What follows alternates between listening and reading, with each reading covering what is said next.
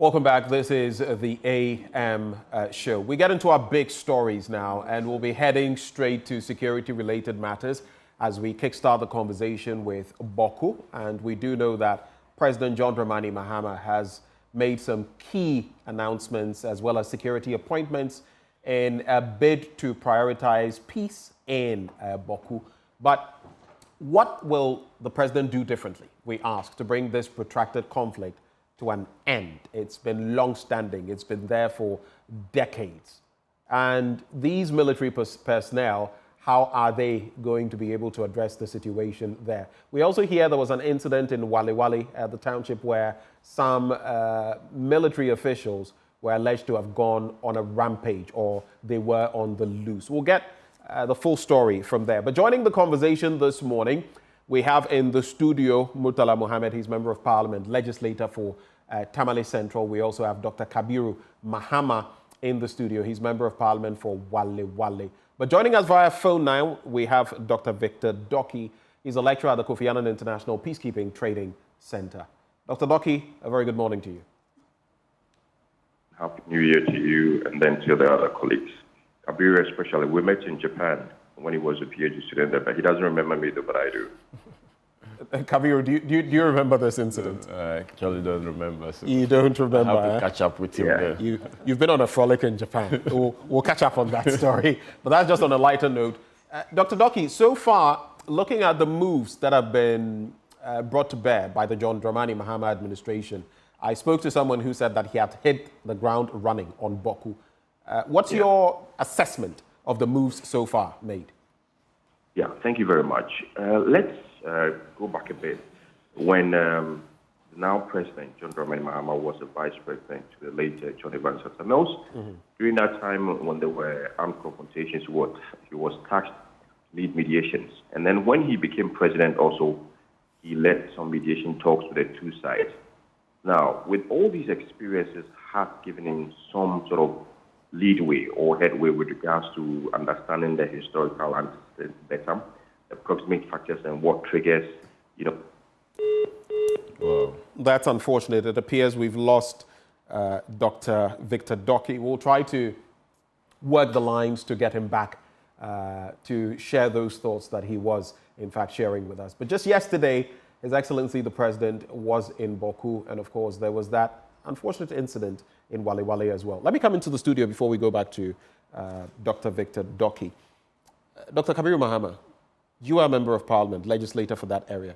What do you know about the incident in Walewale? Thank you very much, and let me say good morning to you. Good morning to my senior brother and my friend, Doctor, and the people of Walewale. My apologies. I am told Dr. Doki is back. Okay. Because I don't want to halt you when you start with your story. Okay. So let me interject. All right. Dr. Doki, please go ahead. Right. So with all these instances where the president was leading the mediation talks with the two sides, this has given him some level of understanding with regards to, one, who the stakeholders are with regards to this particular conflict. And then two, understanding the dynamics that changes now and then. With regards to what he has done, himself visiting the place tells us that he means business. He wants to bring finality and address the conflict once and for all. However, he also stated with regards to appointments of security chiefs and all of that, that is in the good direction. How do we ensure that those personalities also will understand, one, the conflict itself, and then two, anticipate changing dynamics with regards to the conflict?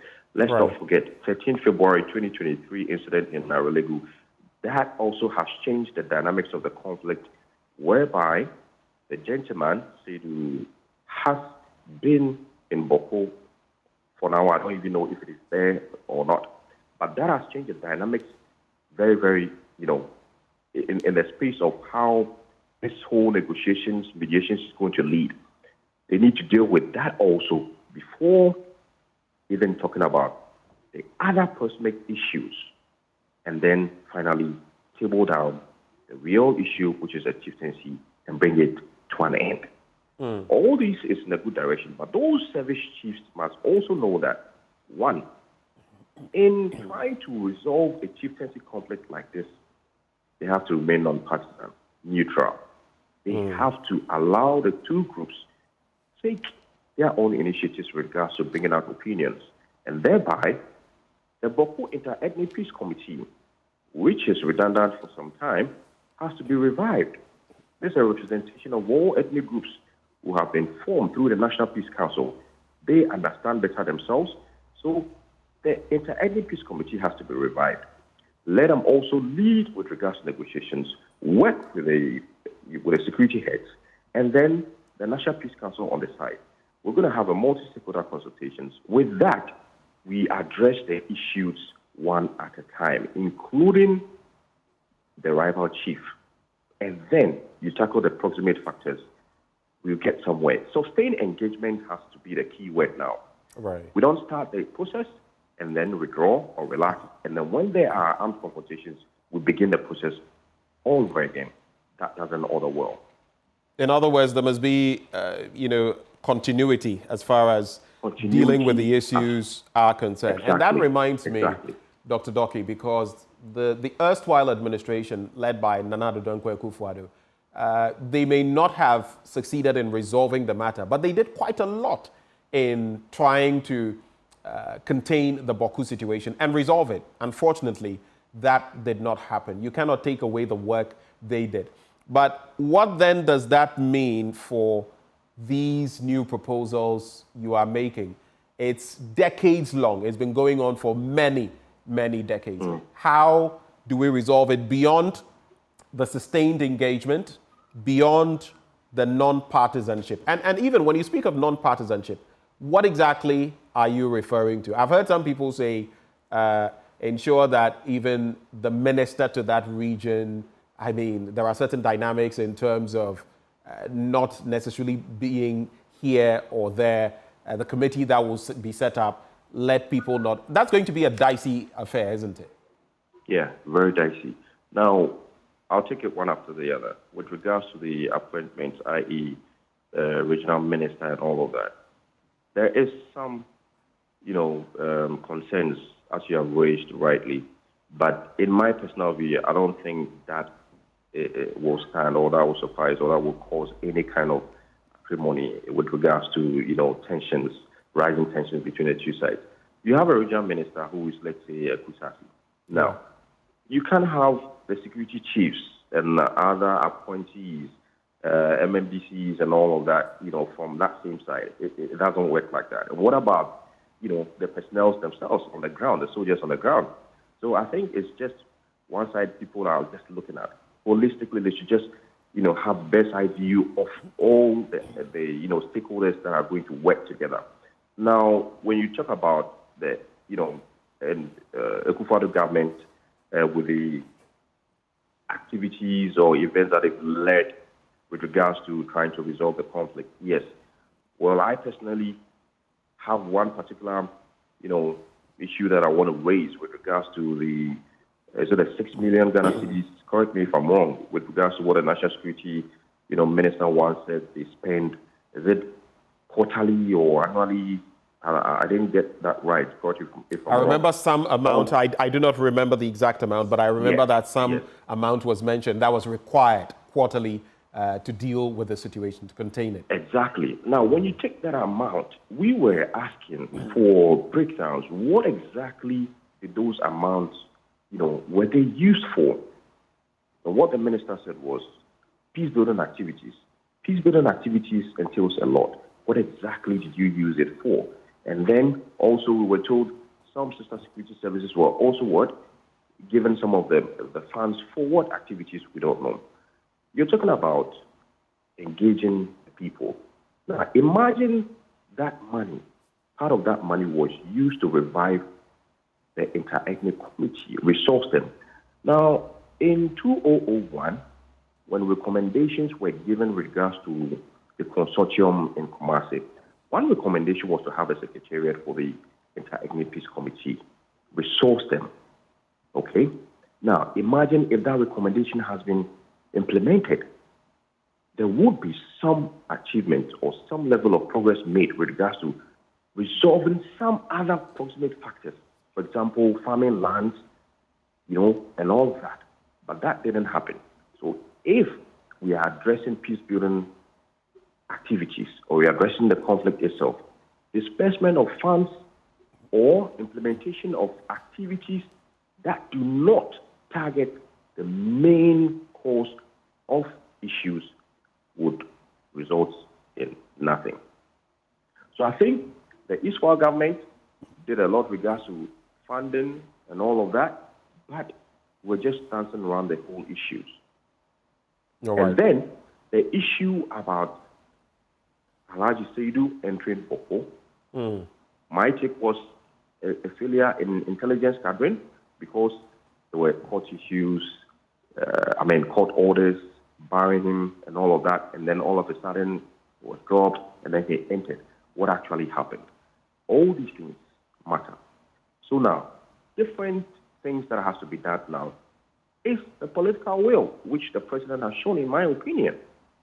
And the political will comes with what? Enabling the environment, the resources, aside the appointments, okay? The right people who will lead negotiations and mediations, reviving every other committee that is necessary, decades past that have known to be what? Involved in these conversations. Right. The involvement of the civil society organizations. We've known about the Belimusa Development Agency. We've known about WANEP. Those two NGOs have done extensively a lot of work with regards to this particular conflict. Let's involve more of the NGOs. And then I think we'll get somewhere. All right. Dr. Doki, this is going to be my very final bit in about 30 seconds, 1 minute, and then I'll come into the studio and let go of you. I just want to find out from where you sit, can the John Dramani Mahama administration pull off this feat from where you sit, from the signals you've seen in dealing with the peace-related issues and in also containing terrorism, the scourge of terrorism? Can they pull it off in Bawku? What do you see? Right. So I think they can pull it off when it comes to manning or appointment of the right people in place. Okay. And having the right approaches to this conflict will determine a lot. Now, why do I say so? You can have the appointments there, but if they are not effective, you won't get anything done. Okay. You have the resources there. If the men themselves are not having the right capacity, and so we are talking about what? The capacity that needs to be built from time to time for them to be abreast of what? The new changing dynamics, i.e. with regards to terrorism, i.e. with regards to the subject matter chieftaincy. So we need to look at all this, build capacity, resources are there, the personalities are there, and then once I spoke about the political will. And when that is done, we are sure to tackle the issues, regardless of whether it would, in the end, cause disaffection for him or the party or whatever. He needs to take that decision. One, including how do they deal with the issue of Seidu the Rawa chief. All right. Dr. Doki, thank you so much for joining the conversation this morning. Thank you very much. And that is Dr. Victor Doki. He's a lecturer at the Kofi Annan International Peacekeeping Training Center. Let me come into the studio now. Dr. Mahama, you had started telling us about what had happened in Walewale. Curiously, on the same day when the president was going to Bawku to try and, initiate that process towards lasting peace in the area. What happened in Walewale? So, from our checks, a stationary car caught fire. A stationary car? Car caught fire. And that stationary car was carrying pepper, bags of pepper, and it got spoiled in the middle of it, just after the municipal assembly building. It was stationary. As to the exact cause of the fire, it's a subject of different allegation or accusation. One school of thought saying that the car by itself, due to the electrical problem, caught fire. Another says that some people set it on fire. Be that as may, because of the rampant nature of attacks, and then the fact that that stretch has been noted for such kind of things, people will assume that it is the latter, that some people. The military came. But is it being investigated? It's not being investigated. The cause of The police is yet to come out with the conclusive nature of what actually caused the fire. But the car was stationary. No one stopped the car. It was carrying pepper, bags of pepper, and it caught fire at this, point. But that said, the military came to the scene. Because anytime there is fire of a car, they have to come in. I don't know why the military will have to be the first point of call. They came to the scene. What came to their mind was that people had attacked the car. And then they went on rampage. This is interesting. What came to their mind? What came to their mind? Because there must be some intelligence before you come. I mean, you would assume that the police would be the ones who would come. But the soldiers came. Right? Exactly. And you see, their thinking immediately was that someone had attacked. Yeah, because I spoke to some of them. Some of those who were there on the ground? I spoke to the leadership, the military command in Walewale. When it came to my attention that the military was on rampage, I had to speak to the leadership and say, what happened? As a matter of fact, the leader apologized to me. The commander? The commander apologized to me, saying that, look, this was what happened. The boys, because of the nature of the issue, did not take their time and then went on rampage. And that what happened was rather unfortunate. He's going to go back.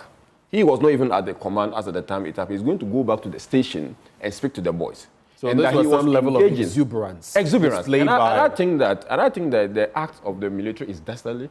It is uncouth, it's uncultured. In fact, it's unprofessional. That the military should not, because of any mere suspicion, even let's granted that someone had attacked it. I will expect a disciplined society. I will expect a cultured society. I will expect military service with professionalism to, wait for the police to conclude its work. Any corporate found in the process, the law will have to take its full course.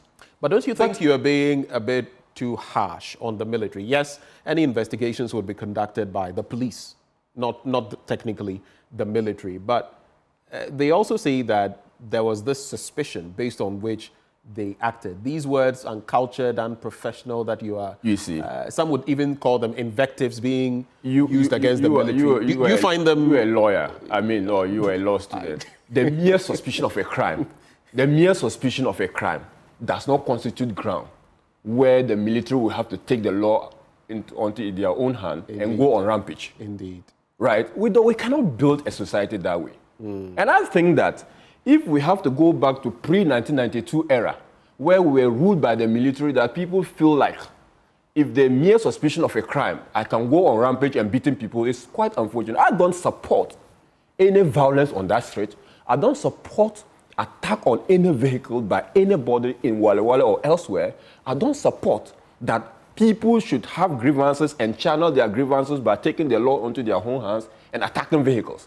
But that said, this current incident had nothing to do with the Bawku incident. It is just a coincidence that people were and those people were attacked. It's rather unfortunate. Innocent people. A popular NDC base called Do or Die Parliament. It's a popular base, very close to the education office. Innocent people, young people sitting down, carrying out their normal businesses. They did not even know what was happening. The military just came, started beating them, lashing them, and asking them to lie on their lie prostrate.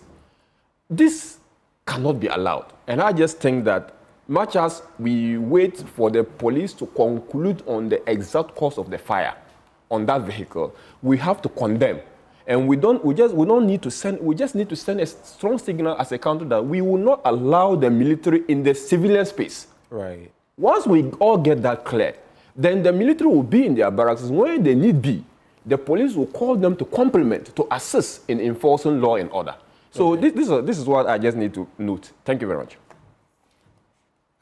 Before I come to you, Murtala Mohammed, some residents have also been reacting to the incident, as the story has been told by the Member of Parliament for Walewale, Dr. Kabiru Mahama. Let's hear from them and what they had to share. What the military men are doing here in Walewale, they are going to escalate the problem. It will go wide. Because, for instance, me, I'm not part of it. We are not part of it. We are sitting here always anytime we are here. So what they are doing to us, they are now waking us up to also act something. So they should let peace prevail, or else what they are doing, it will escalate. Because if a military man is beating me because of a kusasi, if I see any kusasi anywhere, I'll also try to attack him. So they should be very careful with what they are doing. Here in Walewale, we are peaceful people. We don't fight. If you see anything doing wrong in Walewale here, then it is not a native of Walewale who did it. The person is from somewhere who came and did it here. But we in Walewale here, we don't fight. We are going normal our business. So, and even as we have this conversation, we have to diffuse all of this. Let's not kusasify or mampusify this thing. I mean, the actions, if they are wrong, they are wrong. Let's not try to, and that's how we can resolve it. But coming to you, Murtala, what do you make? What's your intel? I mean, on such conversations, usually I would have Mahama Yariga also because of where he is legislator for, speak to the issues. But what do you know about what happened and what's your reaction? Well, good morning, and good morning to my kid brother, Dr. Kabiru, and good morning to your cherished viewers, and most importantly, the good people of Tamale Central.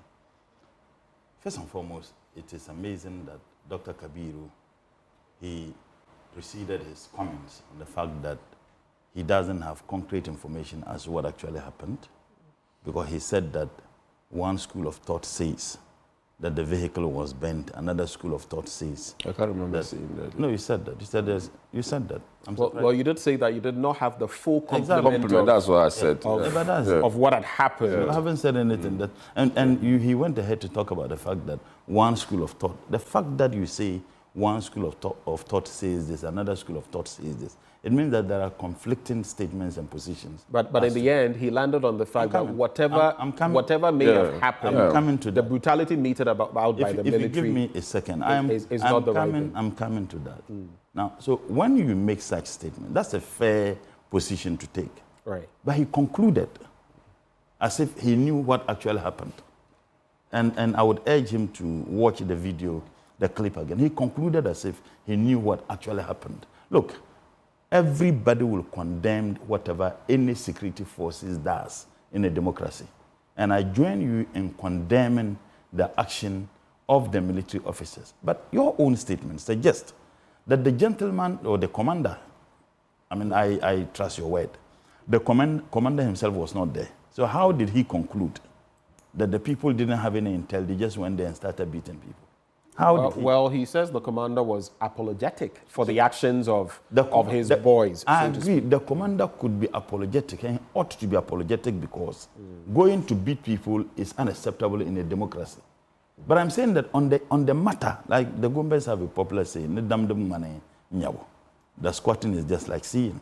On the matter of the burning of the vehicle, and myself and he were having a conversation. People can conclude because of the previous incidences. I didn't hear Dr. Kabiru condemn it with the knack and vigor with which he is condemning this particular action.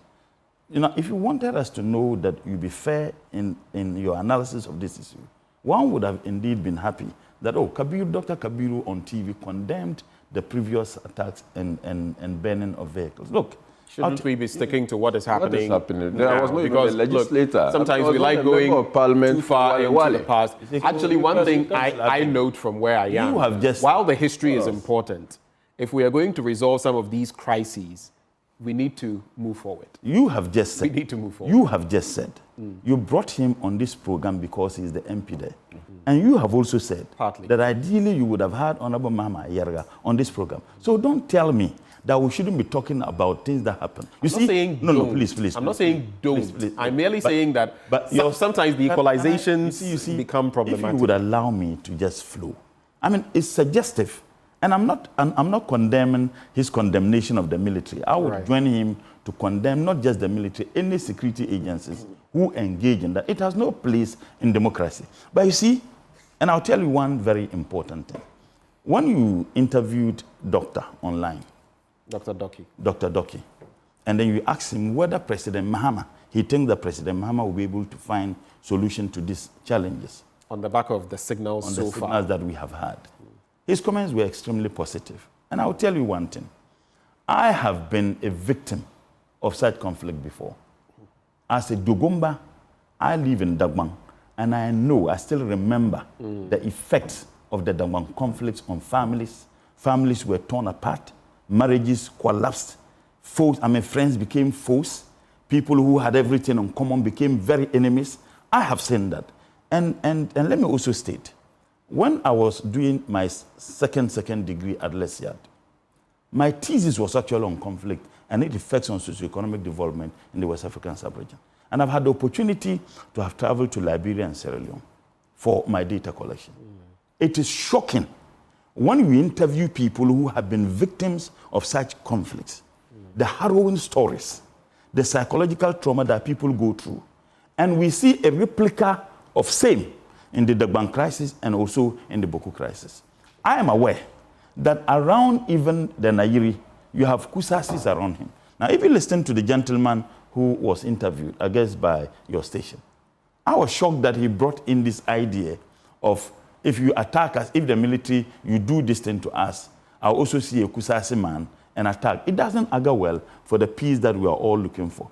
President Mahama has demonstrated by his first appointment of regional ministers that this is a man who means well, and he's on the path by Allah's will, finding solution to this protracted problem in Bawku.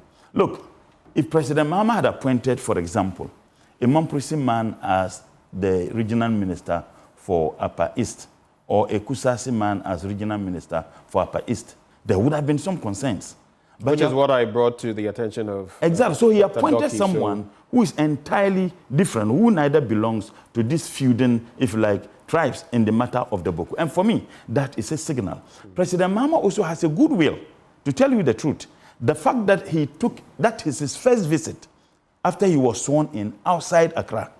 It means that it is so dear to him, someone who grew up in the north, mind you, before we had this creation of regions, they were all northern region. And this was the time President Mahama was given birth to in that region. He had his education in northern region. And someone who is of tremendous concern.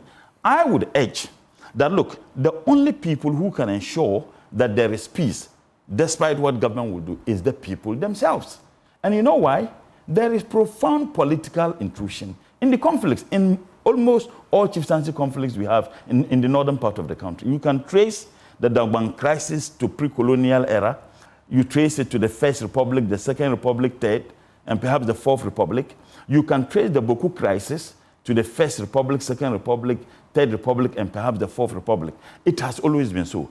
Until such a time, the people themselves realize that at no point in time can any political party serve my individual and peculiar, interest in a conflict such as this, except that we must be prepared. Look, Kingsley, if government decides that we want Benjamin, if government decides to find a solution to this, it is a process.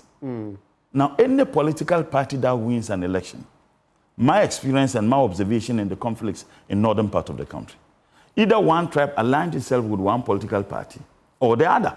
So anytime at all a political party is in power, we must flex our muscle.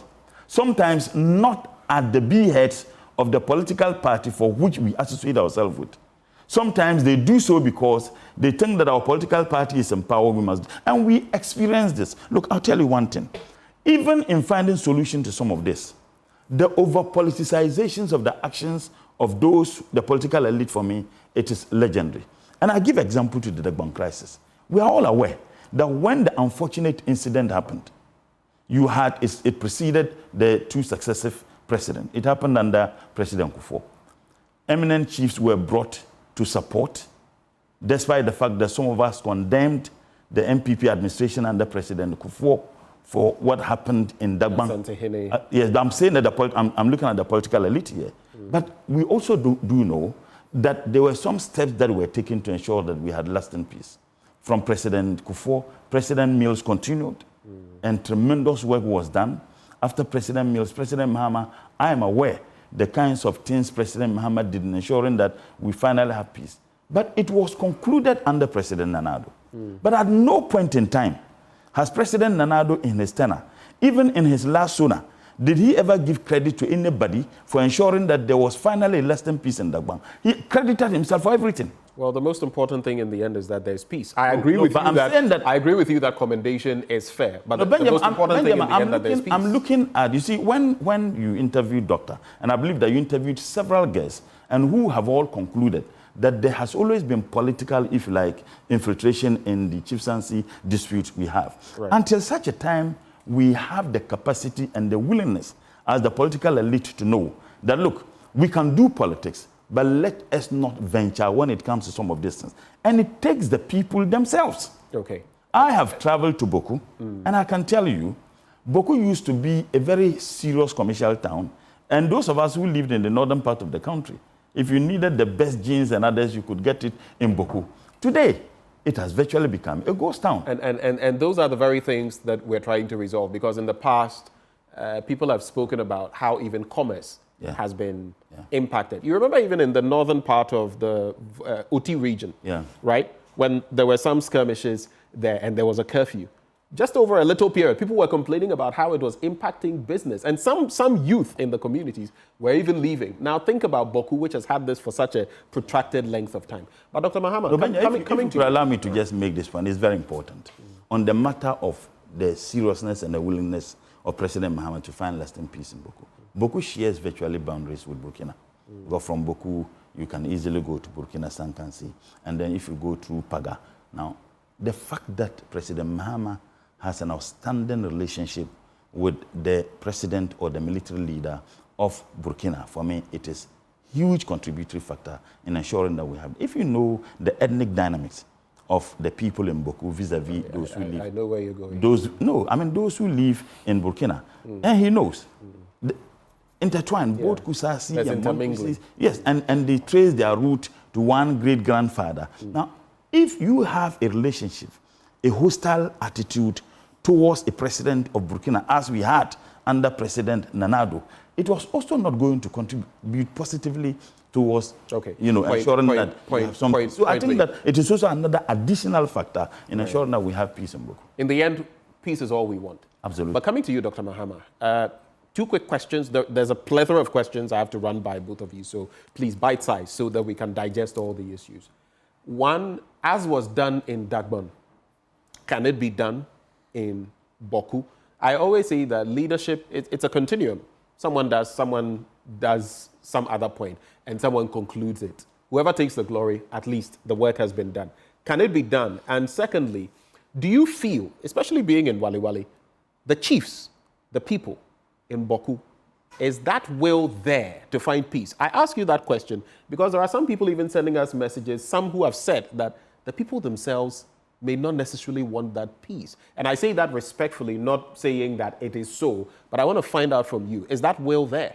Yeah, but before that, I just want to say it's not fair, it's not proper that my brother says that I've not condemned what is happening. In my presentation, I stated that any attack on that route, no, I said if you had condemned. I'm making a point. That time, I was never called here. Oh no, but you had several programs on TV. None of those things that Bawku issue ever came up. So when you start here, you greeted the people. Can I make my point? Can I make my point? Can I make my point? So that would not be fair. Again, this issue of trying to bring Burkina Faso president a relationship is all attempt at politics. We are discussing an issue. An issue borders on the peace and security. Okay. The relationship between John Mahama and the military leader in Burkina Faso is a different matter. In international, it's a different matter we can digest. It's a different matter. As to whether we would want... no impact. As to whether we want, as a democratic country, condone with military takeoff, it's another discussion we can have. But it's a different discussion we can have. But this is not to imply that... That is basically his point, because he's giving air, he's giving oxygen to the fact that President John Mahama have a special relationship with the military ruler of Burkina Faso. So since you've gone down that road, let me just ask you this, because I'm also a student of international relations. In fact, I have a second degree in international relations. If you care to know, my thesis was actually on conflict. So I have the capacity to comment on those matters. When you make your appointment, I was quiet when he made his comment on all this. Not that I did not have issues to raise. So you've mentioned the international front. like it or not, Mali, Burkina Faso, Niger, and others have gone the way they have. Yeah. There have been those who have said that the mere fact that we even sat down for them to leave ECOWAS officially is problematic, and that we should extend an olive branch to them. Okay? So all those are there, barring any special friendships. The point is that we have to try to reintegrate. They are still within our sub-region. I have no problem. So I don't know why you I have no problem with this. I have no problem with the fact that our leaders will try to prevail on military leadership to return back their country to the democratic era, because that we all believe that the prospect of democracy is too great that we cannot afford to leave countries to military. Let's leave Burkina Faso aside. Okay. Let's come back to Bawku. So on the issue of whether whether we can have a solution based on the experiences from Dagba. Exactly. I think that one, it will not be correct if you say the people of Bawku don't like or are not interested in peace. I have interacted with both sides. Let me clarify. It's not my personal. No, I'm not saying you. I'm not saying you. The perception that some people carry out there, I didn't say you said it. Okay. It's not true. All these two factions are suffering from the ravaging effect of that conflict over the years. People cannot go about their daily businesses. People cannot have their daily lives being carried out without any hurdle. They are all feeling the real effect of that conflict. And I believe sincerely that both Kusasis and Mampusi will want a lasting solution. How can they go about it? It is for the decision. But we know that causes and matters affecting chieftaincies, as the president mentioned, it's not within the remit of the court. It's not within the remit of any government. Government can only facilitate using the appropriate chieftaincy institutions. So if the government so wish and decides to, institute a committee of eminent chiefs, like in the case of Dagba, I believe when they bring both parties onto the table, if they have to be candid with themselves, if they have to look at a solution that best fits both sides, a win-win situation, there's no way the Bawku conflict will not be resolved. It appears a difficult task, a daunting task, but it's very surmountable. And I sincerely believe that if we approach it with all honesty, if we approach it with the best of leaders, if we approach it with clean and clear conscience, I'm sure there will be a solution at the end of the day. If we approach it with honesty, with a clear or clean conscience and all that, the steps you've seen taken so far, Murtala Mohammed was just pointing out to you that outside of Accra, this is the first official visit of the president. And where did he go? Bawku. He met with security chiefs trying to, draw a roadmap to how peace can be found there. And even in the ministerial appointments, responding to what some people, security analysts and experts told him that don't appoint anyone from the two factions. He's appointed a neutral, so to speak. Are these positives? I sincerely think that these are positive measures the President John Mahama has taken. First and foremost, starting off his administration, realizing that Bawku is an albatross. It's a bane to the country's development, and that any conflict in any part of the country is actually going to affect the rest of the country. Taking that bold step by going to the Nairi, who, like it or not, have supposedly, rightly or so, the control of a Bawku, because his subject is the Bawku Naba, in skin recently. Going to the Zugurana, the Bawku Naba, also properly or rightly or like it or not, also so called. Visiting both sides will give him an idea of what both of them think. One would have thought that, why don't you just pay a visit to Seidu, the Bawku Naba, where the people of Bawku, or some members of Bawku, or some people in Bawku recognize him as their chief. So that they all know that, look, I'm not coming to, give credit to A or B. I'm not coming to take power and give it to A, B, and C. I will want a solution. Whatever happened, wrong, lawfully or unlawfully, I want a solution on the table. But I think that has been atoned for by going to the overlord of Mampurgo, because whosoever is in skin to go there is a subject of the Nairi. So going to the Nairi and going to the Zugrana is a good step. It's a clear good step. It's not taking sides. It's not. It's not. It is a very sharp contrast. It's diametrical opposed to the position of John Mahama when he was in opposition. Oh. That measure, I think, is more of a statement. That step is more reconciliatory. That statement is now ready to govern. He's now moving away as an opposition leader to a statesman. And I think it's... But in opposition, what exactly? And I think... What did he do? You did not hear them making comments in opposition on this. I don't want to go there. I don't want to go there. Let's be specific. You said you have to. Murtala, let me do my job. You said in opposition. Mustafa, I'm going to the question. Yes. I have a specific question for you. You said John Mahama, then you said them. Are you referring to John Mahama or I mean the NDC? Are you referring I'm talking to the NDC. So not John Mahama. Not John Mahama. Because you just said that he is now doing the right thing, but in opposition he was doing something different. I was saying that's why I wanted to put you to the sword and find out what exactly. We've had utterances made by John Dramani Mahama to the effect that Bawku belongs to the Kusasi. I see. Okay. I mean, that's what I'm saying. We don't need to go there. When we are looking for a solution to... Do you have any idea when this was set? When we are looking for a solution to a matter... Do you have any idea when... I have an idea of when all this was set. Like, I have... Which setting? I just want... If you want to... Truth be told, I don't want to open that chapter. Because when you open... Why did you bring it up? When you open... Because he asked a specific question. No, he didn't. It was in your comment you brought it I made a comment and I said that all transits, he's a party, he has made comments on this same issue. Okay. And the position people have, what people subjected him to. Oh. Okay. So these things... Since I am not... Yeah, these things when we... this is one part of what you are saying. I'll let it slide from the standpoint of you are saying that now the actions are right. He's acting right. That's the most important thing. I think that's where we need to all commend the president from. That's the point we all need to. And say that, look, starting with this step, we are likely to get a solution in the shortest possible time.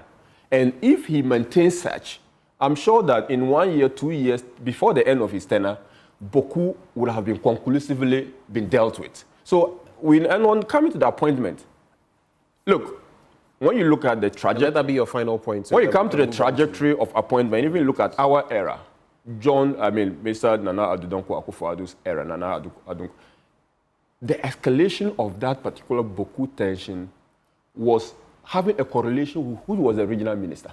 Very much correlated. I see.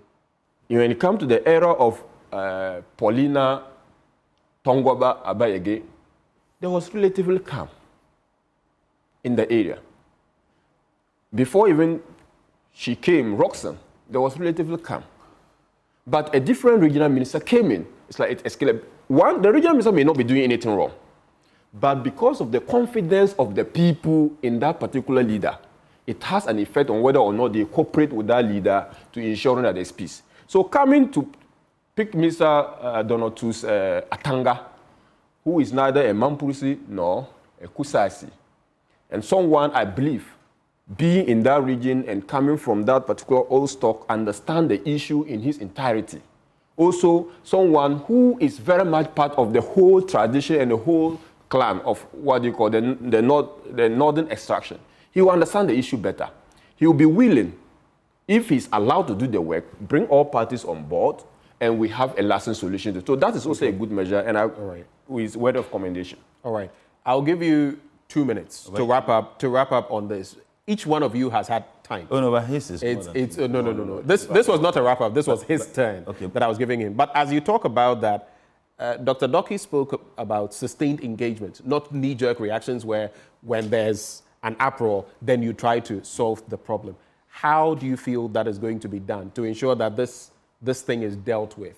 First and foremost, President Mahama never made any statement that was suggestive that he was giving a stick to one faction in the conflict and given an iron rock to another. President Mahama never did. So to make that statement on TV, I think it is just unacceptable. But you see, when I talked about the fact that if you understand the conflict, not just in Bawku, most of the conflicts in northern Ghana and many parts of the country, and you understand those conflicts very well, you come to one conclusion, that there have always been political infiltration in the conflicts that we have. A classical example I gave was the Dagbon conflict and even the Bawku conflict. It has political undertones in them, and there's no denying that fact. Now, when I talked about the fact that the relationship of President Mahama and the Burkinabe leader, I was talking about that fact because I know the ethnic dynamics within Bawku. Kusasis, Mamprisis, all of them, their relationship with... And I gave you that because I know of those. Now, to the extent that your station has reported in the past, intelligence picked about terrorism that has something to do with such conflicts, and also terrorism in Burkina Faso that is, seeping into this country. It is not only important, but it is essential. Benjamin, if you look at the conflicts in Liberia and Sierra Leone, by the work I have done, many people, if you look at it on the surface, they were political conflicts. It's about election dispute that led to the conflict. But if you go under, you will realize that they had ethnic undertones in those conflicts. So it is not just political. It has some ethnic undertones. President Mahama didn't go to Bole after he was sworn in. He didn't go to Demongo. What he did was that he went to Bawku. All right, so to the substantive question, and I think the point is after Bawku, very well made. After Bawku, he went to meet the Nairi. Right. I think that when you started, you said it was a very good thing. But it's like Nkarmal Quran Katazan Basai. You don't read Quran, and when you want to conclude, you slaughter a dog. That is precisely what you did. Okay, you commended the president for that. Let's keep it that. So I'm just advising him that when he has subsequent programs, you commended, and I wanted to give you a white collar. If you comment, I think it is fine. Let's just leave it there. So it is not true that President Mahama ever said... You've not answered my question about how to sustain the engagement, but you've exhausted your time. The only way we can sustain the engagement is to engage civil society organizations, engage and agree with him, the traditional authorities, youth groups, and let the political elite and businessmen in Accra, who are both MPP and NDC political elite, who belong to these two ethnic groups, they should start the talking. But to a very large extent, the conflicts are also fueled by those political elite. If he would admit, he would admit, except that he will sit on TV and says that we have no interest whatsoever. People look at the political elite belonging to these two ethnic groups as inspiration to engage in some of the things they engage in. If they realize that both Kusasi politicians and Mamprisi politicians are talking, they sit together, they are trying to find solutions to it, I don't think that we would have some of this proven. So one of the surest way we can sustain it is one, to engage traditional authority and engage the political elite, because after all, it has politics in it since its beginning till date. All right. And both of you, interestingly, you are from Bawku Central MP for joining in this whole exercise, because I saw him in Bawku. I also saw pictures of him at the Nair Palace. So I think that, like he said... But we didn't see you there. You should have gone. The president didn't invite me. No, he didn't need to invite you. If he so needed peace, he would have gone. But if he had even informed me that I'm going to the... But you knew he was going to. I mean, why not? I would have followed him, but he seems to be doing, the winner tickets. Really? We can continue with the... But on that note, though, I think moving forward, since it's a joint issue, whether you like it, the political elements or dimensions to it, I think we should also be involving. Though, technically, I don't think if you had gone there, you would be sacked. But in the end, if we extend those invitations, I think it will also send a signal to the rest of the people. Mind you, he represents the people of Walewale. I don't want... No, I'm saying that absolutely. Right. Recently, remember there was this tension between the Gombes and Konkombes. Recently. And the Honorable Haruna, Honorable Nitul, the leadership of these two tribes in Parliament, some of us were selected. We went with the then Minister for National Security, the Minister for Chieftaincy Affairs, and there were other colleagues, myself, and me, the MP for Sabuba, and the MP for Kwanda, the former MP. Honorable Adam Mohammed Amina, Anta, Habib, we went. We visited the Yana, we went to the Sabuana, we went around this. And I can tell you, within 3 to 4 days, there was absolute peace. So you're just reiterating, you are reiterating my point. Thank you. To play. Let's get into the ministerial appointments so far. And you've been on the committee, the appointments committee. No, he is. I'm not on that one. Not you. I was referring to him. I've heard him speak at least once. I heard you a long-winded question, loaded question. You wanted two, and he gave you one, and you were going on, and I said, "Hey, Kabiru." He was clearing his throat. But how have you found it so far, especially as a first-time MP? Yeah. What has the experience been like? Before we get into the caliber of people you've seen. Yeah. So, being my first time, I feel like it was a very important and learning curve for us. I also think that the whole process quite unconventional from what we used to see on our cameras, on the television, on the screens, because this one was hurried through.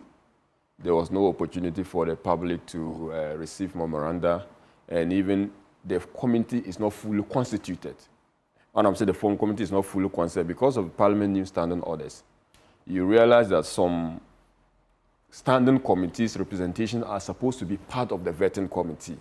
In other words, when you are vetting someone like the finance minister, you expect the leadership or ranking and maybe deputy ranking of the finance committee joining the vetting committee, the appointments committee to vet the finance minister. When you are dealing with someone like energy minister, you expect that the energy committee of parliament would have some representation to come in and sit in as members of the appointments committee to vet. But because Parliament has not fully constituted this standing and some select committees, you found out that the MPP technically had only one, aside the leadership, had only one member in the appointments committee, who is the person of Dr. Honorable Patrick Yabuama. He's the only member. The rest of us came in. The rest of us came in as friends of the committee. I was in that committee as in the finance session as a friend of the committee. In the energy session, but I was a member. You still come from a certain stock. No, yeah, I'm coming. I'm coming because the stock and what it means. When it comes to the vetting of my senior brother, Abdullah John Jinapo, right. I came in as a member, de facto, representing the energy subcommittee of Parliament. Right. So I was entitled to ask 3 questions. Okay. But the speaker did not allow me to ask those questions. And not entitled to ask. I was entitled to ask. When the standing orders. The speaker. This is what they do in the house. This is what they do in the house. And let him make it. If you have any corrections, let him make it. This is what they do in the house. They do it and they hide under the fact that they are standing. The standing orders do not provide the number of questions each and every member should ask. But the leadership and convention determines it on the ground. Okay, so if you say we're in the standing orders, you don't expect it to be in the standing, but the practice and procedures of the house is part of the rules of the house. Okay. So you can't go under the So do you think this was some sort of bullying or? No, that's what they do. It's bullying, and I mean it's intimidation, and they do it to the junior members. And he knows that he's doing it deliberately. They were. So reminds me of secondary school. The first person who asked questions was given the 3 questions, and the person asked it. I was supposed to ask 3 questions. They didn't allow. Whom are you referring to? I mean the Edu. He was a member of the, select person of selected to. Because when I listened to the first time, including Forcing, yeah. So you see, all of you were restricted to. No. So when you look at Etiwa is Asante Abena Koko, the lady who asked the finance minister the first question. She's not a member. She's a first timer. She came in as a representative from the finance subcommittee. So she asked 3 questions. And then, what was the name? Chonibua Foko, or what is the name? The person who asked the question about the taxation and exemption. He asked 3 questions. So they were, but the rest of us, as friends of God, we asked 1 question. That's why you saw Gideon Bawku ask only 1 question. Okay, so this is something that eventually So has to be dealt with. So that. But generally, when you look at the appointments, the first day you had Dr. Kasielato Forsen, you had Abdullah Jinapo, John Abdullah Jinapo, you had Dr. Dominic Ayine come through. What is your assessment of these candidates or these nominees? So I think that first and foremost, Kasil Atuba Forsen came in first. My fair and candid assessment is that he was evasive in a lot of response, and I can give you a little of examples. And if you are so minded, when I make a point, make sure that I have a reason why I'm making that point. He was evasive. 2, he came in with a very good knowledge, in fact, experience of the sector.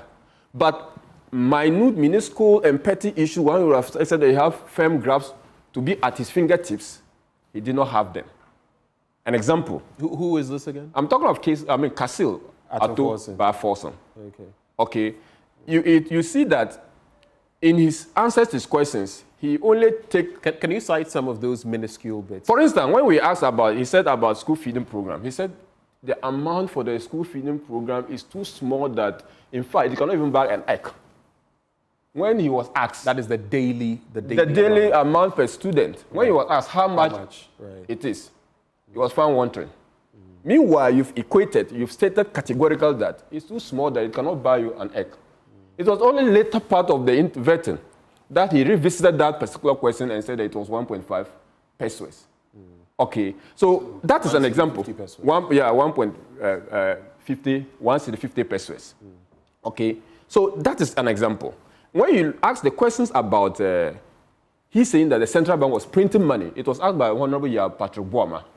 He stated that his response was that, look, Ghana was not under IMF program as at then, so it cannot be true. That reason cannot hold. But he forgot that Ghana was under the special drawing rights, which is a program of the IMF, and that the central bank secretary, Sandra Thompson, had explained using that as an example. But that slided. There was no opportunity for anyone to follow up. If you look at his CV, you see, this year, last vet, you realize Ablakwa, and sometimes these my brothers, and Suhini, will be given as preliminary issue for people to go through the CVs of the nominees. But he didn't see that. I saw one or two incidents. I said that where there were corrections. I think Abdullahi Jinapo, there was an instance. Yeah, there was. 2005 in fact, being 2008. In fact, it was Forsen, and some it was Forsen or someone who raised it, and when he was even trying to raise it, he was asking whether he had opportunity. But you see, as preliminary matter, you'll be allowed to let each and everyone go through this. But generally. So that's Ato Forsen. You have your issues with him, but generally, when you look at him, is he a good candidate? If you ask me, within whether they're in the NDC, whether he's the good candidate. No, I'm not asking you whether. I'm making a point. I'm making a point. Okay, go ahead. I would have loved my brother to be. Go ahead. Just make your point quickly. I don't think Mr. Ato Forsen will do bad as the Minister of Finance. You don't think he will? I don't think. I think there are cardinal issues that we have, burning with that we need the Ghanaian people to know and judge him according to that. The fact that we don't have opportunity to ventilate those concerns, the fact that we feel constrained, the fact that the Ghanaian people is entrusting the enviable position of a finance minister, the holder of the purse, the exchequer of the nation called Ghana, without that opportunity to, scrutinize him on those issues, his company's issues, the company that went bankrupt, and just opposing that with the company law. Okay. You see, all that. So he's a good candidate. You're about to say something about the NDC. Is it that the NDC doesn't have the men? I think the NDC think that's the best they have to give us. They think that's the best. Otherwise, they wouldn't have presented. Quickly to Jinapo. And we have to accelerate because of. Jinapo is a solid guy. He and I will agree that, and he's laughing because I said Jinapo is a solid guy. Because Atu is a solid guy too. Jinapo understands his industry. He has at his fingertips, even though the question I asked him, he did not have that data readily available, but he has at his fingertips. But you don't expect them to know everything. He has at his fingertips I mean, the industry and how it plays. Right. He comes off as someone who has studied the industry for a long time. Right. And for me, his performance was generally okay, except to say that he was also being evasive. Not evasive. He was at a point dishonest to the committee. Because I asked him a simple question. A KMPNG report that was given to them, and I know as a matter of fact, he has that report. He says, no, he didn't see it. Listen, he said he had not seen it. He had not seen that report. Right. When there was issue about the arbitration, he was reading something into the so-called City FM publication. I didn't read all. Afenyo read all. But you see, let's he will be a fantastic. Give me 30 seconds on Dr. Ayine, and I also want you to feed in Afenyo Markin's attitude. Some say he was more of a nuisance than, and there were a lot of theatrics. I'll address that. So I mean, he'll be a fantastic energy minister, and I'll have to give it. On my elder brother as well, Ayine, Doctor, this is an academic, someone who came from the academia, coming into politics and practicing law for a long time. He has mentored and tutored many people who are now good lawyers in the country. His competence, I have no locus to even doubt. Beyond all of that, Yeah. how do you find him as a candidate? Bottom line. I find him as a very worthy candidate. I find him as someone who will be able to do the work. I find him as someone who would be fair and candid, someone who would pursue the justice that is part of the position as an attorney general. Okay, I find him as such, and I don't think that he'll be going for the oral type of, prosecution, where people will be persecuted and prosecuted. Point made. On my leader. I thought you said you were... Afenyo. Okay, just give me 15 seconds on the leader.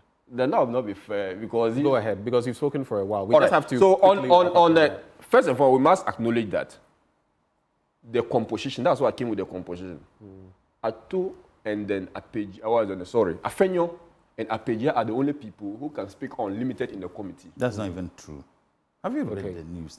So you routed all your questions I am telling you. All right, so that's the explanation. The standard for... order, we have it. I have the standard.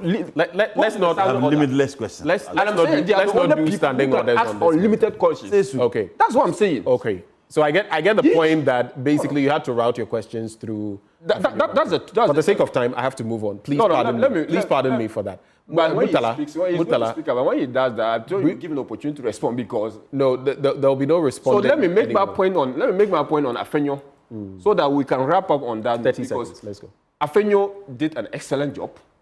Afenyo was protective of the minority members of the committee, and as every leader, you are first out of leadership.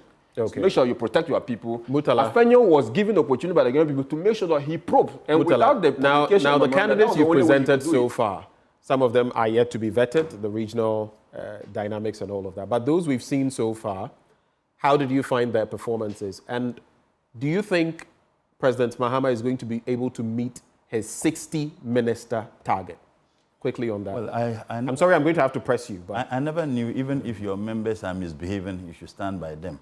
My understanding of good leadership is that when your members are misbehaving, you correct them. You don't just go with them. But you see, Benjamin, you know, he said that Dr. Yeni, fantastic guy, Honorable Jinapo, they will do well. But when it comes to Dr. Atuforsen, he expressed some doubt. It's understandable. He was one of the advisors to Dr. Baumia and Nanado of the economy. So you can imagine, advisor, your advice contributed towards the mess that Atuforsen. But now you appear to be going again. Oh, no. That's not right. No, it has nothing to do. I'm saying that. Why? He said very good things about Dr. Yeni, very good things about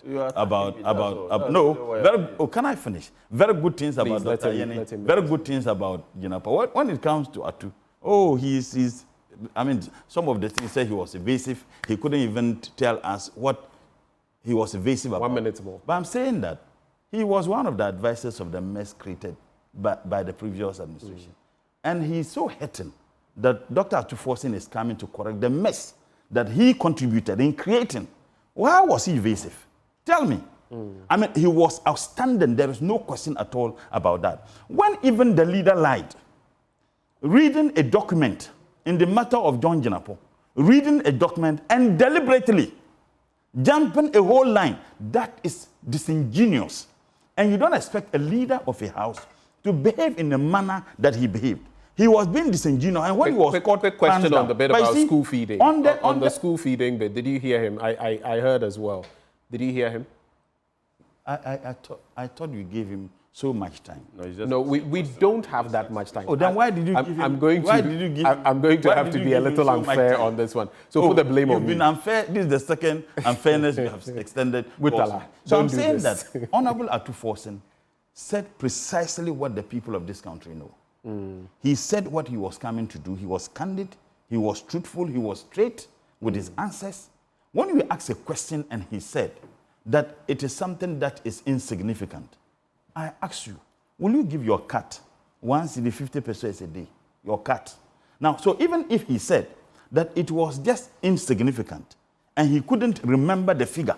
And I heard him say that. Yes. And that's why I also asked him, remember the figure. do you expect the people coming to sit there to know everything? No, how evasive, some things you will forget. How evasive is that? Okay, and so that point is made. This committee, right. It is not only Honorable Patrick Buama, who is a member of the committee. Right. The committee is well constituted. And the reason why those other committees are not constituted has nothing to do with government. It has to do with parliament. Quickly on the point of 60 ministers. Looking at the names we are getting for the regions, we're looking at the appointments made so far. Of course, key sectors, finance, Attorney General, and Ministry of Justice, and then energy. Is President Mahama going to be able to meet the 60 target, or at least be around 60? Absolutely. President Mahama has reduced the ministry from 30 to 23. So even if he has one minister per each of the ministry, that would be 23. Plus 16 regional ministers. Mind you, they are not going to be deputy regional ministers. That will give you 39. He will still have about 21 to be able to get the 60 ministers. So when I hear them say, you are saying that Mwaboka, President Mahama is truthful. President Mahama is going to work within that particular promise he made. He's not like your former boss who would promise and won't deliver. He's not like your former boss, by the way, who was against your election. Your former boss who would, it's true. He's not like your former boss who would lie. Why would you? I listen to you. You have to retract. Can I Okay. You know what? As far as I know, he was against you. Dr. Kabir. As far as I know, Dr. Kabir, hold. I will address he was against you. Okay. He was supporting the. Why are you forcing me to agree with you? So that is your opinion. Exactly. Murtala does not subscribe to that. He doesn't believe that. I'm saying that President Mahama is going. And you can't prove that. So let's leave it. Let's leave it as Kabir was crying everywhere. All right, thank you. He wept on. Thank you, gentlemen. I think it is clear. President Mahama is going to appoint his ministers within the promise he made. President Mahama is a very honest person, truthful, and what he promised is what he's going to deliver. All right, on promising and delivering, it's interesting that you end on that point, because some people are saying that the president's recent comments about the death of the 8th Parliament, and of course, dying with it, everything that came, including the LGBTQI plus bill. Relax, Murtala. Relax. You have a time to bring it. Every parliament will die at a point, and a new parliament will start its life. Some people have misconstrued. So let's listen to this bit, after which we'll address the issue of whether the LGBTQ bill will see the light of day. He was president, military president, then he became civilian president. The first time the transition from one party to another took place, I had been Minister of Communications at the time, and I know what happened. So it looks like it's become a tradition that is continuing to, happen, and so we need to see how we can arrest the situation. So we'll take note of that, and I think that together we can find a solution to it. I've appealed several times to people to act differently and not do the same things that happened before, because the people of Ghana repose a certain confidence in us that we'll do things differently. And so we mustn't say because these people did it at this time, we also are going to do the same thing. And so the invading of government offices, going to take over government offices and things must stop. Ministers are being appointed. Once they take office, all this is going to unfold in an orderly manner. And so I once again reiterate my call to all the people who are doing that to stop. With regards to the proper human sexuality, and it's quite a long name, proper family values bill. If you remember, there was a court case that injuncted the speaker from forwarding it to the president, and also restrained the president from receiving the bill. Eventually that case was disposed of in December, I think on the 18th or so. Yeah, so it meant that the injunction had been cleared. But as far as I know, the bill did not get to the president for assent. And so the convention is that all bills that are not assented to before the expiration of the life of Parliament expire. And so that bill effectively is dead, it has expired. I don't know what the promoters of the bill intend to do, but... And that was His Excellency the President speaking to the issues. Murtala, what does this mean, basically, in the 9th Parliament? Well, it is very clear. I mean, the Constitution is very clear. Once you start a process, and the process is not completed with any parliament, and the life of that parliament ends, that process also ends, you have to start again. You remember the Right to Information Bill? You know, these were processes that had begun. Unfortunately, parliament could not. Another example is had to be restarted. Another example is the judges who were appointed by President Indeed. Nado. Now we have to look at that again. The committee did everything to oscillate with Parliament. If they have to be appointed, it has to go through the process. President Mahama is someone who made a promise that, look, if I come and this thing is on this, naturally to be referred to the Council of States, they give their advice. But President Mahama is very clear when it comes to this LGBTQ. When he was even looking for power as an opposition leader, he said, look, our values do not condone such unacceptable. So let's cut to the chase. There was talk about a private member's bill, not and everything. But from where you sit, your caucus in Parliament, this is going to be revived in the 9th Parliament, right? Well, first and foremost, we started it. They were against it. I mean, interestingly... Just answer my question. It's going to be revived in the 9th Parliament, that right? Depends on the promoters of that bill, whether they would want to promote the bill again or not, or whether government can decide for it to be a government bill. Because the president said something akin to that. Yeah, so I'm saying that making it government's bill. Exactly, it can. Government can decide. The government can decide that, look, we want to promote a bill. But Murtala, I don't want to hear can or... It was almost categorical back then that you would... I'm not President Mahama. I can't sit here and say that this is what President Mahama is going to do. Or I can't sit here and say this is what the government is going to do. But your party, what is the thinking within your party? The government is being constituted. The government is being constituted. So if I sit here and say, oh, this is what the government is going to do, and government does something different, Kabir will say, oh, President Mahama promised. When he sat here and said, President Mahama said, them. And then when you ask him what he was, when he said them, who was he referring to? So I don't want to do that. But I'm saying that whatever happens to that bill, expose his government. President Nado had the authority to do what he was supposed to do. But it was very clear that they were against the LGBT. So let's do this. Nado did not put pen to paper. Is your administration going to follow through? Don't say he did not. Well, he refused. Whichever way he did not. No, not whichever. He did not. He refused. There's a sharp difference between he didn't and he refused. Okay. He refused to put pen to paper because that was the government position that they were against the bill. So you can't concretely tell me that we shall have an LGBTQ bill in whichever same or different shape or form. How can I sit here? I've just told you. The government is yet to be constituted. Okay. Kabir Mahama, you have the final word on this, and it's a wrap. Position on LGBT. Which NDC? And that... No, which NDC? The NDC as a political party, you have two NDCs in the country. We don't have two NDCs. Let him speak. We the promoters of the LGBT. Then it is not also true that the MPP was against it. Oh, you're against it? I can say on authority, one of the sponsors of that bill was Reverend Fujo. He chicken out. The deputy education. He chicken out. Please, don't even go there. When we were signing, when we were signing, we didn't sign. Whichever way, at some point, Dr. Murtala he was supportive. Even if I'm you saying that he chicken out. Let him make his point. No, he's not being truthful. He was part of it when we started. He was not. He chicken out. He didn't even. Whether he dropped off at some point, he had been a sponsor. He was not a sponsor.